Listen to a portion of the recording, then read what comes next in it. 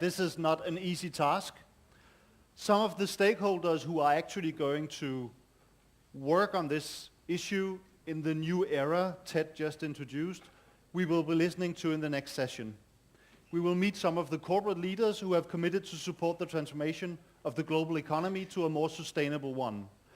I'm delighted to leave the stage to Katherine Richardson, who will chair this session. Katherine is a prominent figure in Danish academic and political circles, well, just about any circles in Denmark.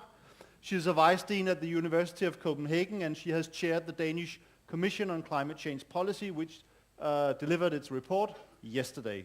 We are grateful that she is here today.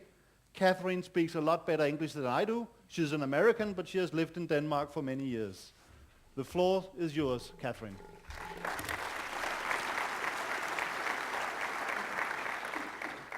Thanks very much, Per. Per's actually right. I show up a lot of different places, but you'll understand in a minute that it often has to do with gender distribution. Okay.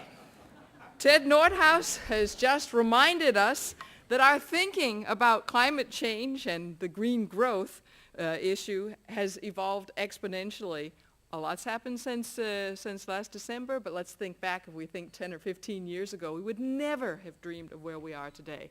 So every now and then in our big depressions, I think we should sit back and say, well, you know, things are really moving very fast, and we're getting greater realization about where we actually stand all the time. No, not everybody agrees that we have a responsibility to do something about climate change, even if they agree it's probably happening. But very, very, very many people now seem to agree that we need a revolution in terms of the way we produce, the way we distribute, and the way we use energy. Now, the thing about revolutions is that there are both winners and there are losers in revolutions. And the winners are the ones that actually realize what challenges the future is going to bring and do something about them. And that's maybe one of the reasons why we shouldn't be too unhappy that we didn't get the result here in Copenhagen in December that we wanted. I'm not sure revolutions are made by everyone sitting around in a circle and moving as quickly as the slowest person in the circle.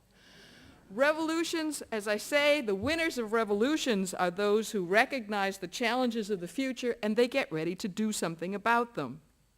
I'm making the brash assumption that all of us here today are here because we want to be a part of the winning team.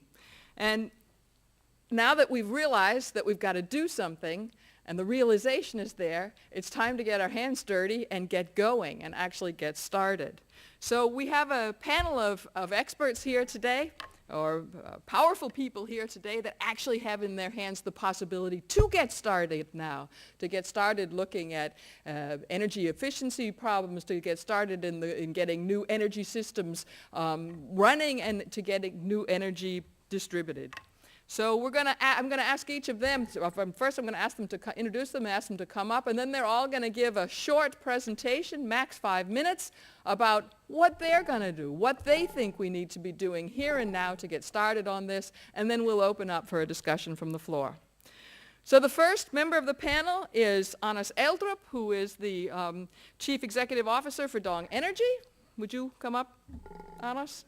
The next is Andreas Goss, from the CEO from Siemens UK and Cluster Northwest Europe. Brice Koch, Executive Vice President, ABB Limited. Ditlev Engel, CEO Vestas Wind Systems AS. And Michael Rasmussen, Chief Marketing Officer, Velux Group. And now you see what I mean about the gender distribution.